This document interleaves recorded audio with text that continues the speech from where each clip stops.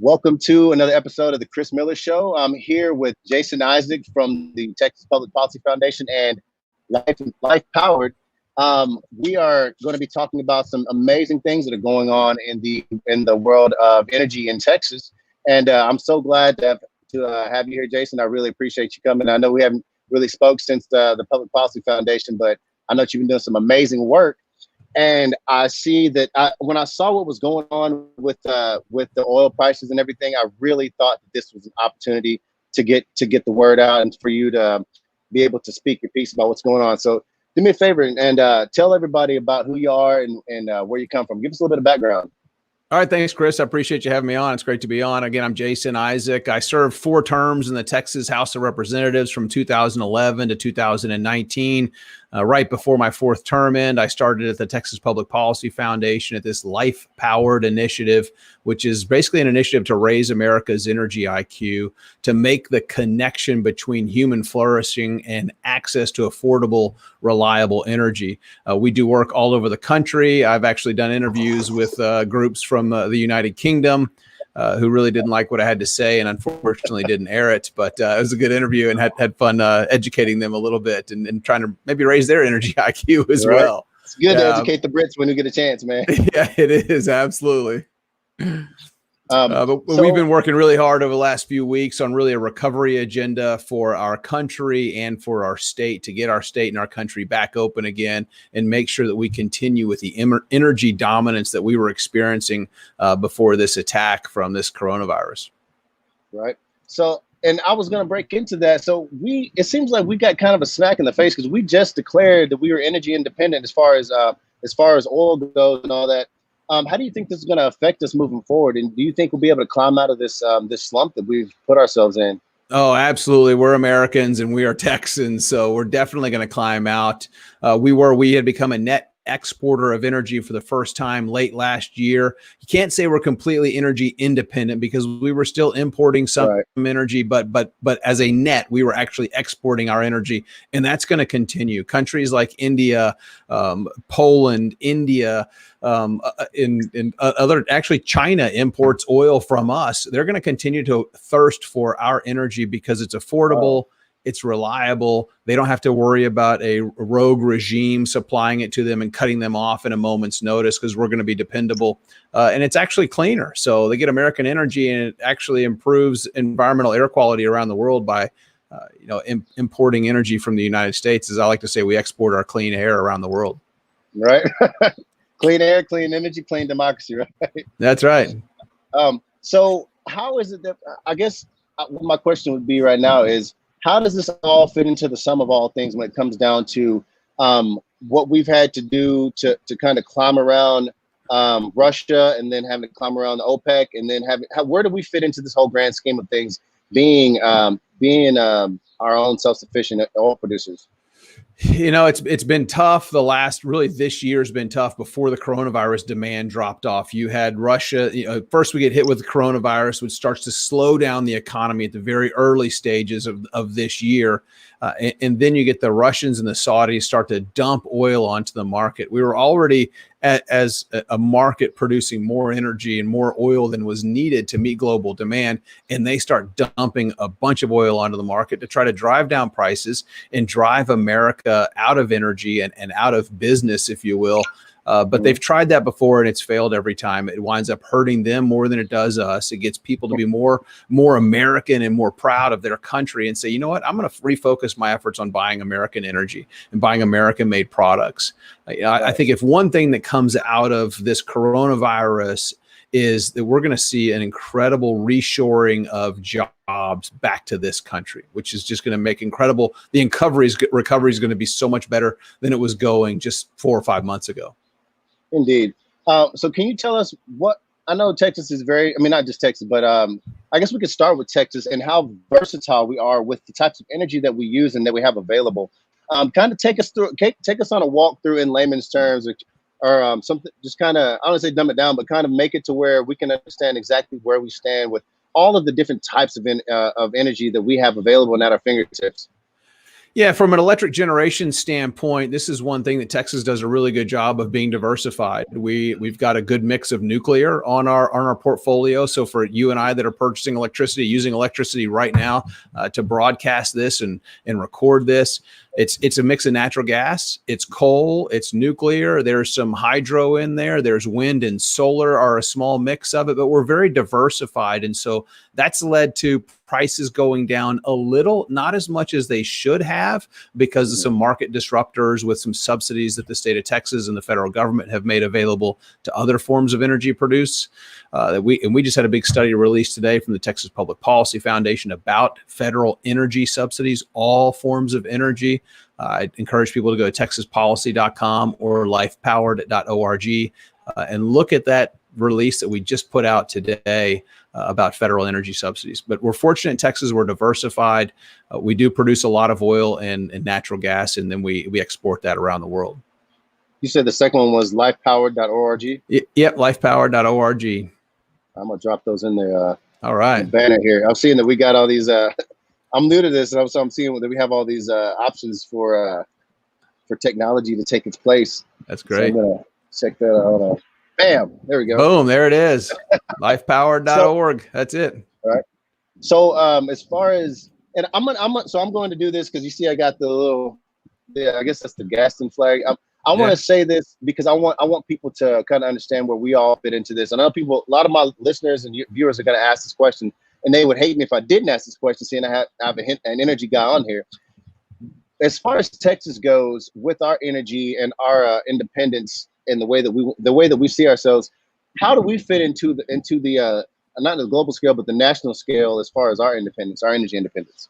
We produce about, I think it's around 40% of the nation's energy comes from Texas. When you look at, I think it's about 75% or 70% of the refined goods. So the gasoline, a lot of people think about oil and gas and they think about what goes in their car. They think that, but they don't think about natural gas producing electricity, and some people will think about, the natural gas they cook with at home, or maybe the propane that comes from the production of oil and gas. So we're heating our homes with the production of oil and natural gas. We're fueling our cars. But you look at the products that we're using. I mean, my microphone right now has got some steel and plastic in it. My camera that I'm looking at right now has got some plastic in it.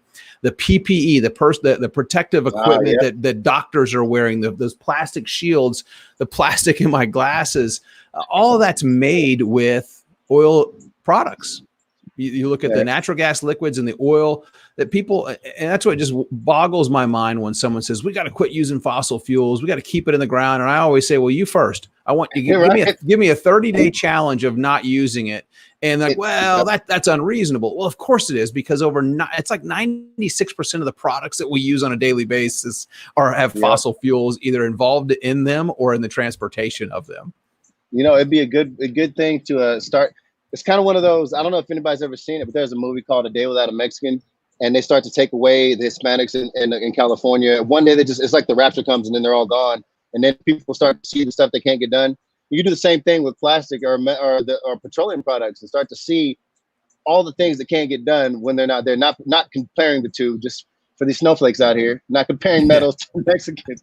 But like what I'm saying is if we take these things out of the equation and start to see what we're not able to do because of that, I guarantee you all these people that are on this Green New Deal would kind of fall by the wayside. They start dropping like flies because, I mean, I know that a lot of beauty products have a lot to do with petroleum, a lot of hair and makeup, all that stuff.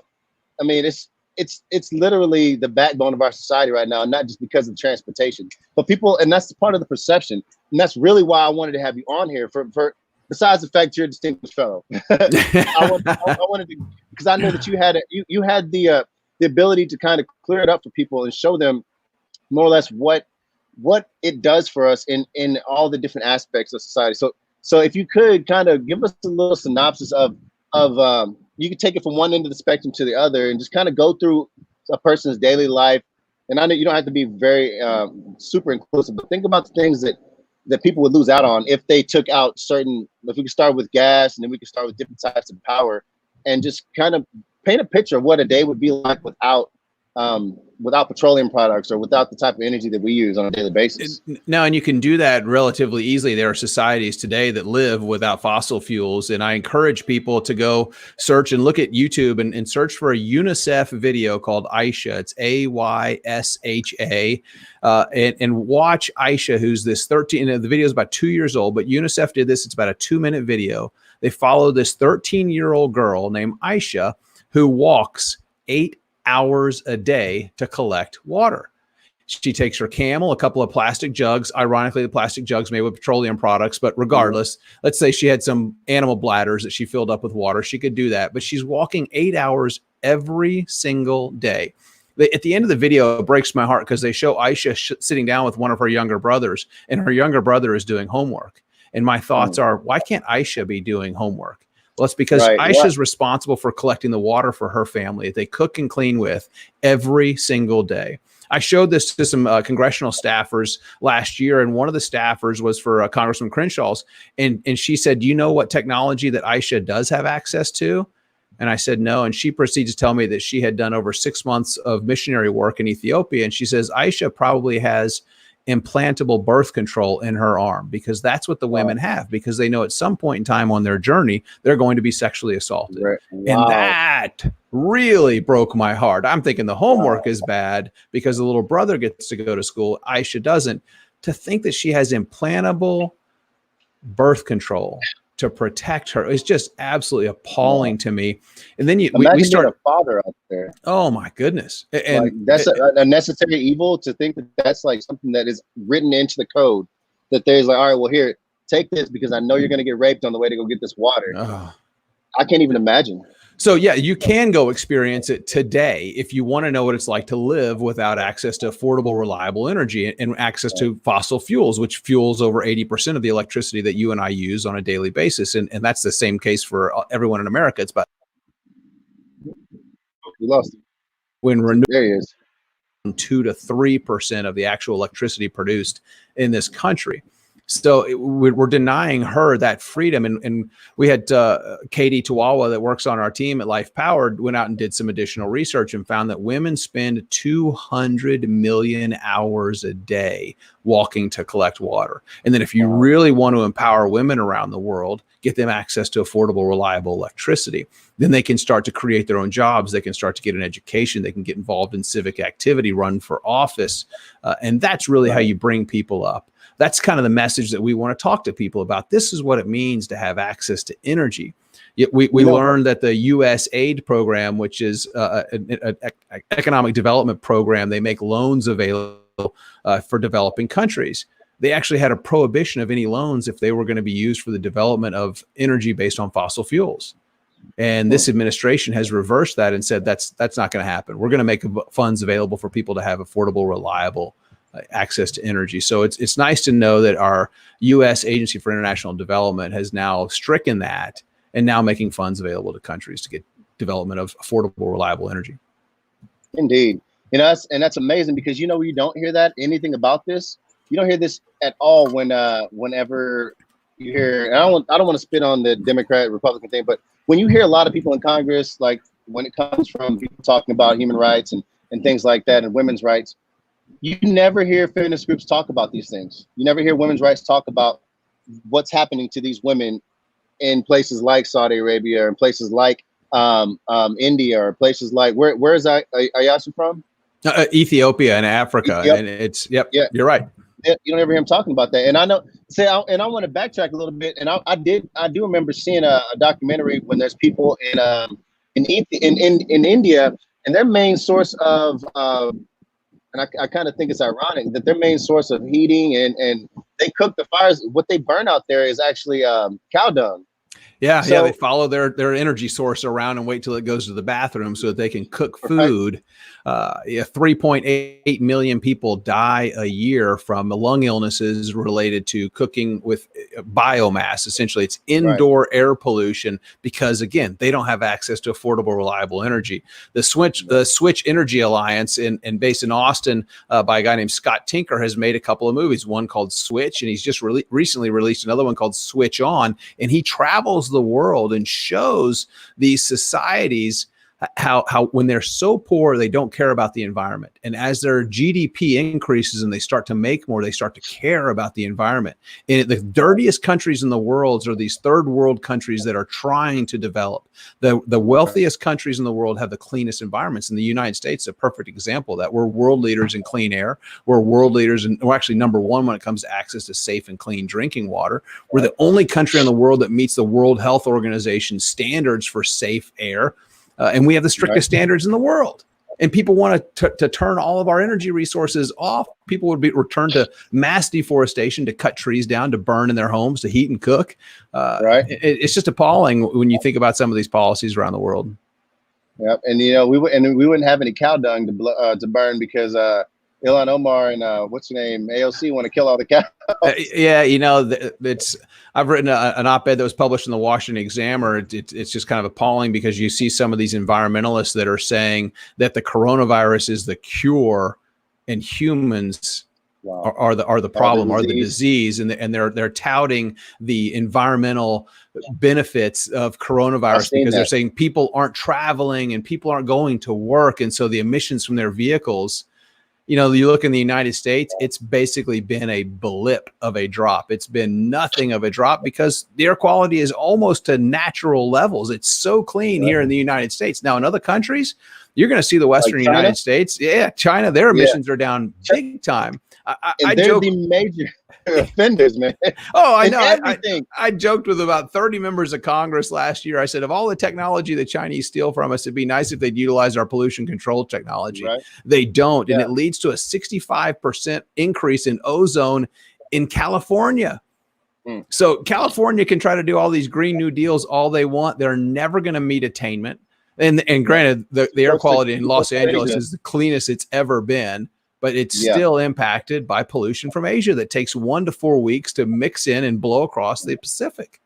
Yep. So it's funny because I see this. I used to fly into California all the time. I'm actually from there, but I've noticed that last time. Even you used to see the smog all the way out to Vegas, and I've flown into Vegas a couple of times. Like last year, I flew in, and it was clear. Top of those mountains, and it was clear. And usually. Like you'll get this, you can feel the difference in the temperature and the weather at night. Now there's nothing, the heat's not being held in like it used to be. It's cold at night in Vegas. I'm so glad you recognize that, because when you have a lot of pollution, it actually traps the heat, or it'll actually keep the sun out.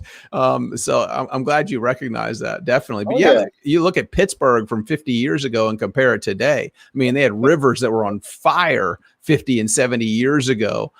And that's not the case anymore. We are truly world leaders, and we should celebrate that. We should be proud of our accomplishments. We shouldn't be trying to deny people energy. You look at what the city of San Antonio is doing with their climate action and adaptation plan. They're trying to go 100% renewable. Well, the land that the city of San Antonio has the authority to use eminent domain.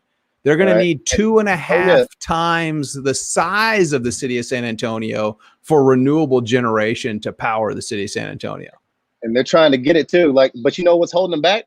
So, and I know the reason they're actually fighting rezoning over here by my house, right off Jones Mossberg. But the funny thing is, we can count us lucky that we have people like the folks that are living on the Bernie Wall, right over here in Bernie, Texas, because they're doing their dangest to stop the encroachment of the city onto their land. Everything that's open, Cam Bullis on I-10, they've been trying to push out. And we know why. They know why.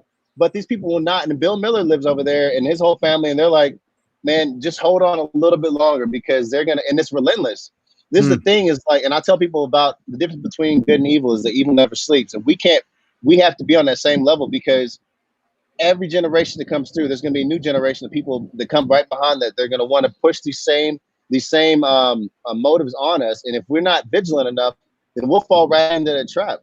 And I see these things happening. I know that several months ago, actually it was towards the middle of last year, they were doing this climate bill over in San Antonio. And I went to it for the LLC, and I heard so much malarkey that they're trying to do. And that's the only word for it, to be honest. I'm gonna take, that's one of those words that this is the only time that I would use it, is when talking about something like this. So much malarkey that they're trying to put in there.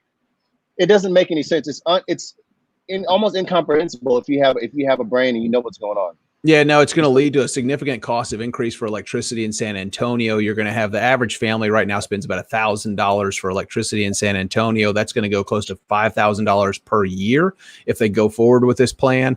Part of the plan calls for going carbon neutral. So let's say they go carbon neutral. They think that San Antonio is going to make a difference.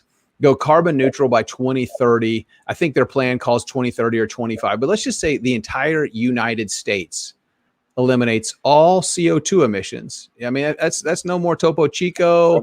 That's no more beer. That's no more Coke. Yeah. Hold on 1 second. I got a question. So carbon is carbon dioxide, right? It's CO2. Go ahead. Isn't that what plants eat? Like, isn't that their food? Come on, Chris, you're too smart. Don't tell them that. They're trying to get rid of the humans. I mean, they think the humans are the problems. Yeah, trees. That's right. And really, you look at carbon dioxide, it's a necessary element for life on Earth. Right. And they're frightened because we're at 416 parts per million. You do the math on that, that's 0.04%. My understanding is that submarine surface, when CO2 gets to about 5%, we're at 0.04 in our atmosphere right now. CO2, again, necessary for life on Earth. You're trying to get rid of humans, then you want to get rid of CO2. But if you eliminate all CO2 emissions from the United States, not just San Antonio, you see a 0.017 degree reduction in temperature by 2050.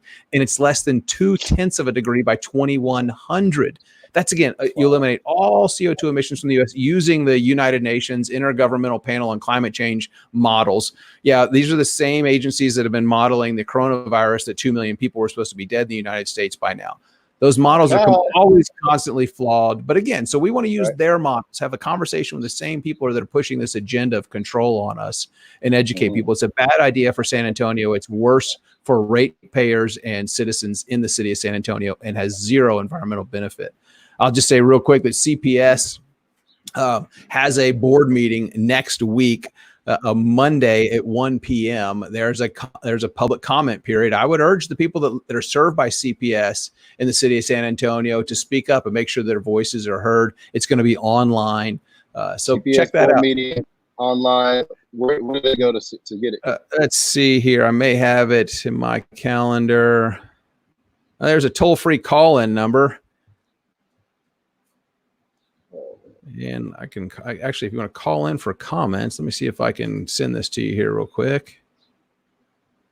And while you're doing that, if y'all just joining me, this is Jason Isaac from the Texas Public Policy Foundation. He is also the director of Life Powered, the initiative I'm going to read y'all's mission statement because I think we've got that out there.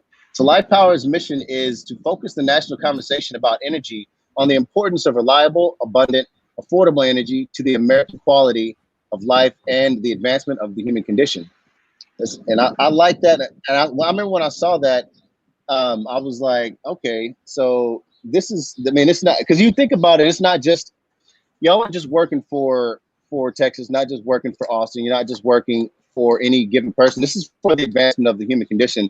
And I like the fact that you mentioned when we talk about other countries and the vast benefits that can have when you related the energy independence, not just energy independence, but reliable energy coming to third world countries, and the effect that it made for women not being raped. People don't usually connect those two dots, and that's what's important, I think, to be able to connect those types of dots, because people get so narrow-minded and so hyper focused on what's it going to do for me, or what am I losing, or what am I gaining, or how can I benefit, or who is it hurting? But they don't see the externalities of these types of events and of these types of things. And I'm really glad you brought that to the table, because it's hard for people to notice the things. We're so blessed to live here in the United States. Our life expectancy is 20 years longer than somebody in Africa because of our access to energy. People don't draw that equation, and they don't draw that conclusion. But the things that we have access to, we are so much better off. Our water's cleaner, our air's cleaner. And that's just not the case in foreign countries. You look at the top 10 polluting rivers in the world, where over 90% of the plastics pollution comes from. None of those are in the United States. 2 are in Africa. and 8 are in Asia. I've seen the one in Africa, the Nile, when I was in Egypt in 2012, just after the start of the Arab Spring, and witnessing the piles of trash build up along the canals. And I'm thinking, well, this is interesting. And someone said, yep, when your economy goes, dealing with trash is the first thing that goes. And people with big cardboard boxes would just push this trash, just push it into the canals. And those canals are feeding the Nile River. And that's sad, because that's the birthplace, the cradle of civilization. It is right there. And this is a funny thing I'm going to say, at least I think it's funny. If we were to have aliens come and visit this place, and they were to be able to trace back our roots, if they went back to where we started and they saw how we treated it, they would be appalled. And we should too. When we think about it, when we look at the way that we treat this country, with this planet, we don't see, we should look at where we started and then look at where we are now. If we take a look at where we are now, we can see all the advancements. It's like people are trying to travel back in time. Like, you see everybody in this country, it's almost like they don't want to be here, but they're saying, oh, well, I mean, I can't really put my finger on it. Are they saying we have it too good, so we need to get that knocked down a peg? Or I mean, no, Michael Moore, who is someone I would not rush out to see his films, but he released a film just a couple of days ago called Planet of the Humans, and it's on YouTube. I encourage people to watch it. It talks about renewable energy and how it has to be replaced every 10 to 20 years. This is something we actually did a video at lifepowered.org. You can scroll down and click on our YouTube playlist and look at the mining materials that go into produce renewable energies. A lot of people think, oh, let's just go 100% renewable. It's free electricity. Well, not when it has to be replaced every 10 to 20 years. And guess what it's made with?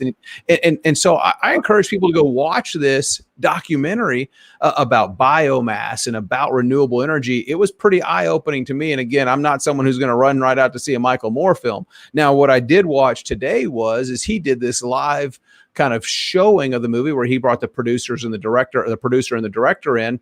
And they talked about it. And Michael Moore's like, I was an Eagle Scout at the first Earth Day 50 years ago, talking about how we've got to improve the environment. And he goes, and here we are 50 years, and it is so much worse. And I'm like, what measuring stick is he using? It must be upside down, or he must have left it at home. Because when you look 50 years ago, you had over 40% of the population was in extreme severe poverty. Today, that number is below 10%. It's around 8%. And just in the last 10 years, it's cut in half. People are living longer. We have access to more things than we thought we did 10 years ago. But when you've got population, humanity doing that well, and the environment doing better, by every measure I can come up with, life is better over the last 50 years. And you know what they would say? I don't know where these pessimists are coming up with this thing that life is so bad. I mean, you've got people that aren't reproducing, which I think it's predominantly people on the left, which I'm thinking that's not a bad thing, but they think that humans are the problem. And as our population goes, I remember the food scares. I heard the food scare again today. We're not going to have enough food for humans. They've been saying that for 100 years. And what do? We get access to natural gas, and so we can produce fertilizer, so we can produce more food. We have technology. We can grow our crops closer together. I mean, come on. We are humans, and here we're Texans, so we're going to be pretty good. Oh, yeah. And let me say it. So it's funny that they say that, because they're the main ones that are, I mean, it's not like we need any more babies anyway, to be honest with you. But when you look at the way that we actually use energy, it's not anywhere comparable to how other countries that, I mean, just think about it. So we went through the Industrial Revolution. We've advanced so much since then. There's a lot of countries like that still remain in that era. Like China, they how many coal places, how many coal, I don't know if it's coal mines, but how many coal producing plants have they built in the past 10 years? Oh yeah, and they're going to build another 1,500 this year. And the problem is we produce coal here in the United States. It's low sulfur coal. They're using high sulfur coal, which emits more of the harmful pollution when you burn it. The thing is they don't use a pollution control technology. So even the harmful stuff that's burnt here in the United States, we capture it. The only thing that's getting emitted is CO2. Again, the breath of life, if you will, that's feeding the plants and the trees, which we can grow more of if we have more CO2 and produce more oxygen for humans. But again, the Chinese, they just turn off that pollution control because it does cost more money. You got to put bag houses onto your coal-fired power plants. You've got to actually run them, but they don't. They have an inspector that comes in and they says, yep, bag house works. They leave and then they turn the bag houses off and their pollution control technology. And, then it's awful. So yeah, their air quality is horrible.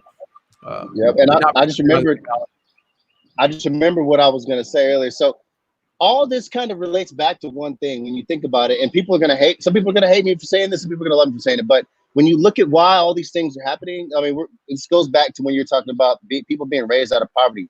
I have one word for all these haters, and that's capitalism. Yeah. It would not be possible for all these people, billions of people that have been raised out of poverty, if it wasn't for capitalism.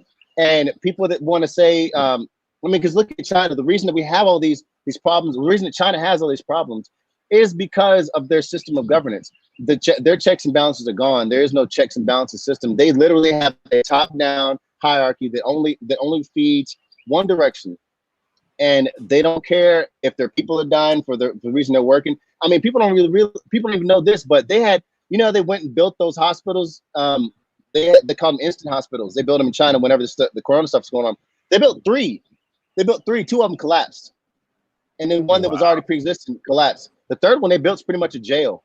It's the only one that stood. It's one story, but it's pretty much a jail. And it looks like a jail. And people that were in there, they got shuffled out by communist authorities. They got gag ordered. They didn't get paid but half their wages.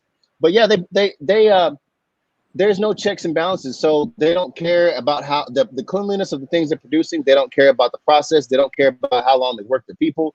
Everything that speaks to capitalism is the only reason that things work so well here. Socialism is the people don't understand that communism, socialism are the same thing, because communism is the financial body of a socialist government.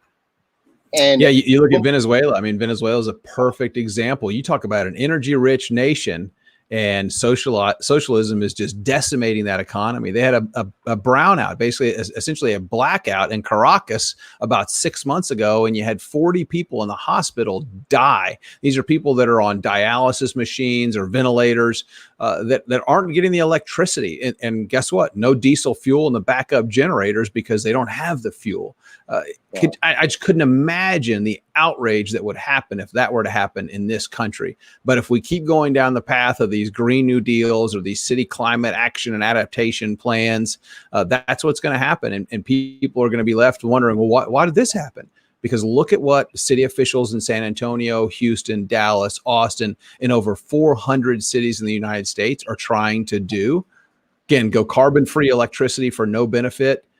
That's why I encourage people to go watch out and look at the cronyism that's involved in the industries and watch this Planet of the Humans movie by Michael Moore. Again, I wouldn't normally run out to see one of his movies, but this is one that I think caught him by surprise and the filmmakers when they were making this. Indeed. One more thing. When is that? When did you say that the CPS Energy call-in was going to be? That's going to be on Monday. Their meeting is it's Monday at 1:00.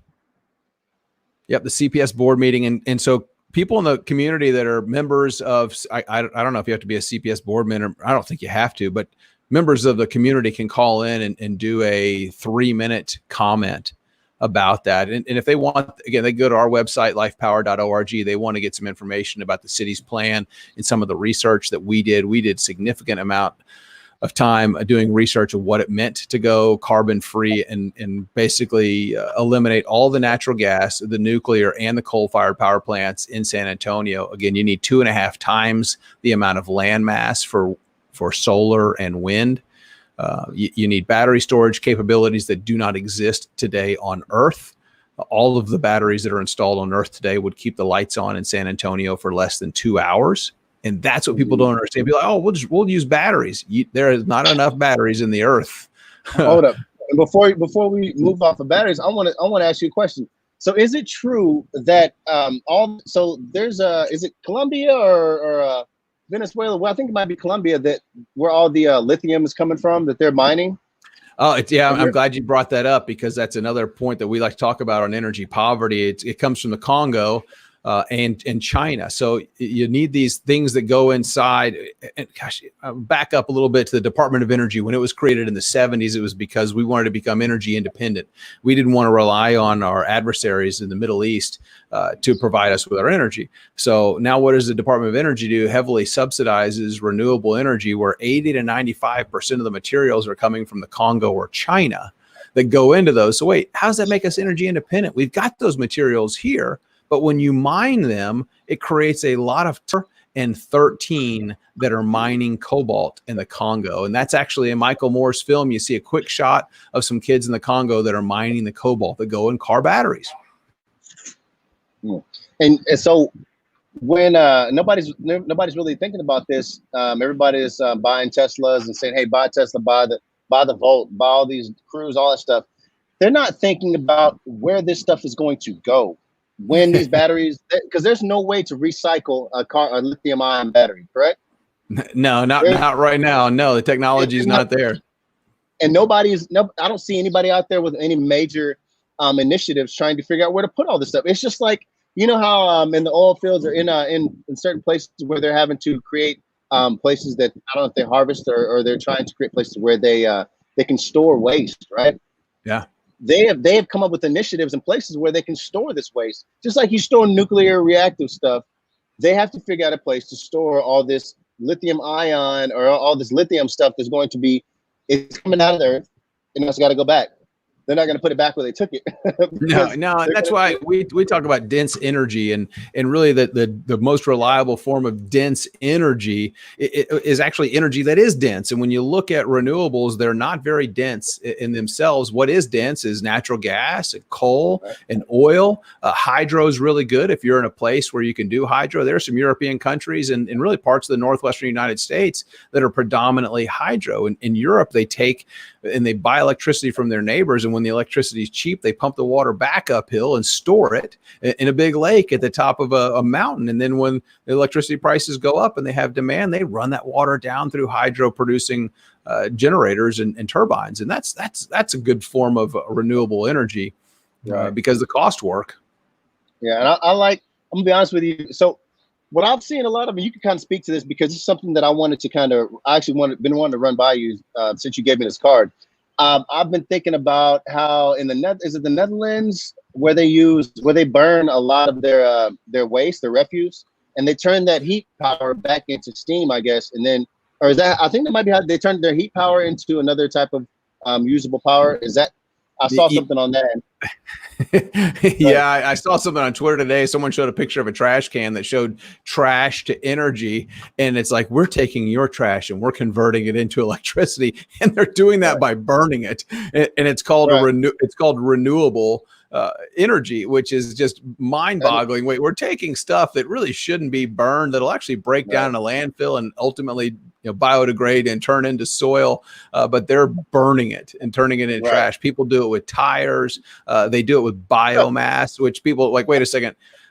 This is the one thing I had an interview with some people from the UK with Channel 4 News there. And I said, hey, you know that you converted one of your coal-fired power plants in London to run on biomass because it's a renewable energy, according to the EU. This is back when they were in the EU just a few months ago.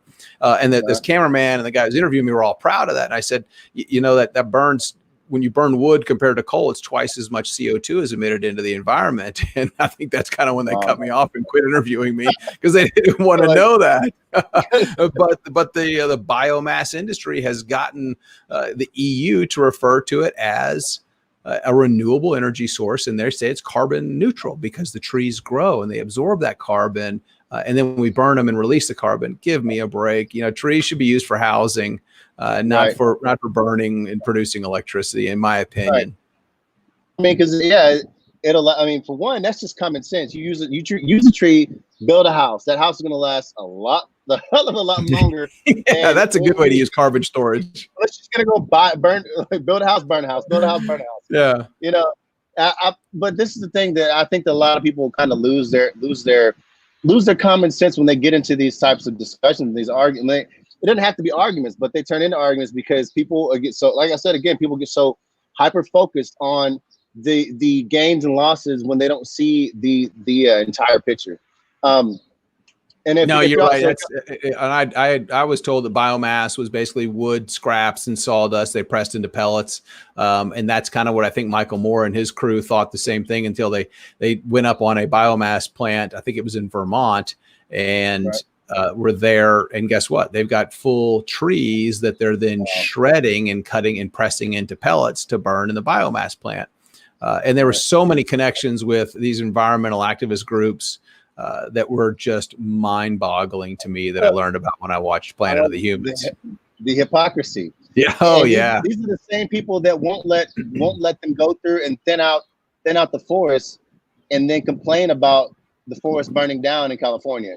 Oh, you're They'll say, absolutely in "No, California and Australia. They're saying hands off. Nobody can touch that forest. right." And then And all of a guess what? sudden, Trees burn die. up the country You get a lot down. of kindling. That kindling becomes fuel for a fire, and the fires are burning hotter. And people say, "Oh, that's just climate change." No, that is actually man-made decisions. Yeah. It's not climate change. It's Yeah. poor policy because we've elected some of the wrong people. That's the key. That's a man not doing his job, because we were put here, like God said, we were put here to till the earth, tend to the earth. It's our job. Like when people say, "Oh, well, it's something that God should have done." God gave us this earth to keep it up and to do things like that. We should be out there. This is literally our job, to go out there and not deforest, but to thin the forest out, to make it to where, I mean, I digress. Yeah, no, the Indians would 150 years ago in the Western United States, the Indians, the Native Americans would go through and they would have controlled burns on the floor to burn basically the kindling and small stuff on the floor. And what would sprout up were grasses. And guess who wants to come eat the grasses? The animals that they would hunt. Yep. So they knew this life cycle about, hey, wait, if we do this, then the deer are going to show up, the buffalo, other animals that are going to eat the grasses. And so then they can feed their families. And guess what? The forest fires weren't as severe as they were then because politicians hadn't gotten involved in the process yet. Yep, there's so much light. I like to say. Oh yeah, and I find that a lot of the reasons that we're in a lot of these problems is because there's people with no hindsight and no foresight either. But there's people that don't know history, and they would only look as far as, we see these virtue signalers that only look as far as the last offense or the last thing that they've taken offense to, and that's where their history begins. Mm-hmm. So people don't look pre anything. They won't look pre-slavery to find out what Black people. This is one thing that bothers me when people talk about Black people in this country. I'm kind of going off the kilter a little bit, but I want to say this: when people talk about Black people in this country, they don't talk about where we were before here, and that's one thing that bothers me, because and this is often what Democrats do, because they like to keep us in a state of fear or in a state of anger. So yeah, it's easy to keep people angry at somebody that looks like the people that used to beat us and keep us in chains. When those people aren't the same people, then it makes it a lot different. But we're sitting here being told that something is a certain way because of this. Now, that may have been true back then, but now, not so much. And we have to take that. We have to realize that they take that method and they use that all the way across the spectrum, whether it be for civil rights, or whether it be, and you'll see how the effect it's had, not just for civil rights for Black people, but for every so-called victim class that they've created, and they'll create more tomorrow and more tomorrow and more tomorrow. Yeah, but you're right. We have to realize that they use this same thing across every spectrum to control our populations. And when they'll come up with another thing that says, hey, we're doing this to this person, place, or thing, and that thing right now being the environment. And then it's the Hegelian dialect. They create a villain, or they create a problem. They say who the villain is, and then they tell you what they want to do about said villain. So right now, they've created the problem of climate change, when climate change literally is, and I find it funny that they call it climate change, because it's what it does. The climate literally changes, and we can see that because back in the 70s and 80s, they had another thing called climate change, and it said that we were gonna all freeze to death. Oh, that's right. Yeah, I remember in my middle school science classes, hey, the universe is expanding. It's going to get colder. And now all of a sudden it's going to get so much hotter that everything's going to melt. But I absolutely believe the climate is changing. There's no doubt about it. And I believe that man has some impact on it. You look when we build lakes to supply water, when you look at the amount of humidity that's been created just in Travis County because of, or in the Austin area, there's more water that's evaporated from Lake Travis than is actually used by the people that live in the city of Austin. So that's actually creating humidity. It's, because we're actually locked down in quarantine, I can't get a haircut, but the humidity just ruins my hair. Me either, brother. Believe me. I know. It was nice. You It cleared it up really real does. nice, And, man. and that's I'm man glad you that's didn't get doing rid of that. this stuff, man. Yeah. I left Keep that on it. for you. Keep it, man. We're gonna go. Oh We're man, gonna. We're it's gonna my keep it Corona natural, handlebars. right? But yeah, Yeah, but and no, I do. I want to make that clear that man does have an impact, and there is some talk that CO2, and I believe that CO2 is a warming gas, but it's 0.04% of our population or of the atmosphere. It's such a small amount right now, and that any change in our environment and our climate, it at worst is going to be mild and manageable. You look at the amount of rates of people dying from natural disaster and severe weather events, it's down 98.9% in the last 100 years. People are surviving. And when you got the Cajun Navy that'll show up in Houston and help people, guess what their boats are powered by? They're not sailboats. They're not made out of wood or made out of mushrooms. I saw some college student grew a mushroom boat, the last couple of weeks. They're steel boats made with fossil fuels and powered by gasoline and diesel to get people out of their homes. So we shouldn't be denying people access to energy. And when you do these climate plans like San Antonio is doing, and again, 400 cities in the U.S. are doing that are funded by groups like Steyer and Bloomberg, trying to exert their control. But it just is going to impact the least among us more than anyone else. It's a higher cost of living. People in San Antonio, and I was looking at the numbers. Let me see if I can remember them. The percentage of people in San Antonio that pay, it's people that are 50% below the poverty line pay 30% of their income on their home energy bills. And I'm thinking, okay, what's that below half, but 30%? What does that work out to? It's 129,000 families in San Antonio spend over 30% of their income on their home energy bills. People have to choose between healthcare, getting medicine, sometimes getting food. And now the way the economy has taken a dip because of coronavirus, that's only going to be exacerbated in San Antonio. And to think that the city is pushing this plan. I mean, the mayor just put together a rate committee, I guess, and he stacked it with these radical environmentalists who think that humans are the problem to set the rates for people in CPS. So I would anticipate people that customers of CPS Energy, look for your rates to go up unless you get involved and just overwhelmingly talk to this board of CPS Energy. Call that number on Monday. Call it beforehand and get signed up. I'm not 100% positive how they're doing this, but you're going to have 3 minutes. And people's voices need to be heard, because when you looked at the respondents to this climate plan, and we went and looked at the people who responded to it, over 60% of the people that supported the climate plan were older, wealthy, and white. Do you think that's the population in San Antonio? I don't think it's 60% of the population in San Antonio. I think over 60% of the population in San Antonio is Hispanic. Certainly not older, wealthy, and white, but they were very underrepresented of people that were responding to this in support of this climate plan. That's how it kind of always is. And that's one of the things that I talk to my listeners and viewers about all the time is we don't get change by pissing and moaning and complaining about what's happening, unless you're complaining on the right forums and in the right format to the right people at the right time. It's like laser focused direct energy that has to be put into these problems and issues for anything to get done. If you're talking to your buddies, nobody's listening. Nobody that matters. I mean, I know your buddies are awesome, but nobody in that circle, unless they're congressmen, senators, or somebody like that, none of them matter. You need to be picking up the phone, calling CPS, calling SAWS, calling your congressmen, calling your senators, and you need to be writing letters, doing all that stuff. Get a pen, make one of them your pen pal. If you have to. Yeah, absolutely. And, because if they what they say, every letter represents represents 100 constituents, right? Something like that.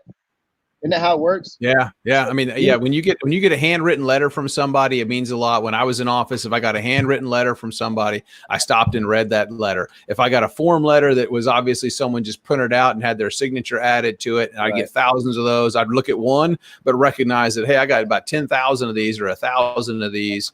But I get this handwritten letter that has my name on the envelope written out. I'm like, someone took the time to this. And then I'd pick up the phone, I'd call them. If they give me a phone number, I'd call them back.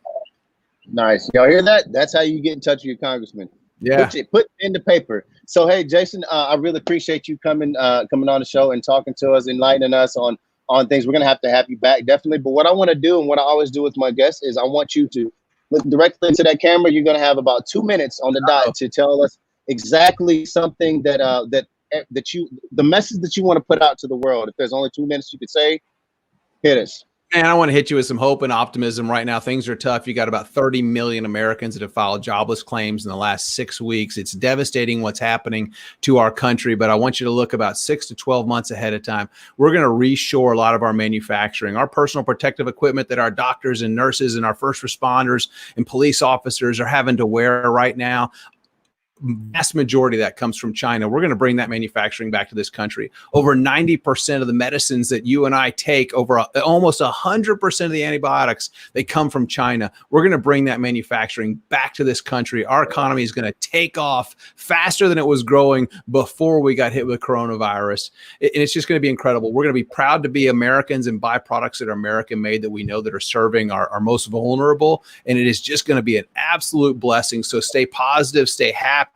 And I love quoting Zig Ziglar. You can have anything in life you want if you just help enough other people get what they want. So I'll end with that, but I've got a lot of hope and optimism. I am an optimist at heart. It's just a happier way to live. So just right. Be prepared to hold on, because our economy is going to take off as soon as we reopen things, which I hope are very soon, very soon. Indeed. The glass is half full to keep on pouring, right? That's right. That's right. Well, man, I'm glad that we had you on here. Definitely going to have you on again. God bless you. Y'all keep doing what y'all do up at the mothership, man. And tell Sarah to keep sending y'all my way, man. I want to get all y'all on the roster on the show, because the TPPF is an amazing think tank that does so much to influence national and local policy, public policy. Y'all should go online and look up Texas Policy, TexasPolicy.com, and go to lifepower.org. And check out Mr. Isaac, the distinguished fellow, and all his cohorts. Thank y'all again. God bless you. God bless you. Thanks for having me, Chris. Appreciate it very much. All right, brother. Peace. Until next time.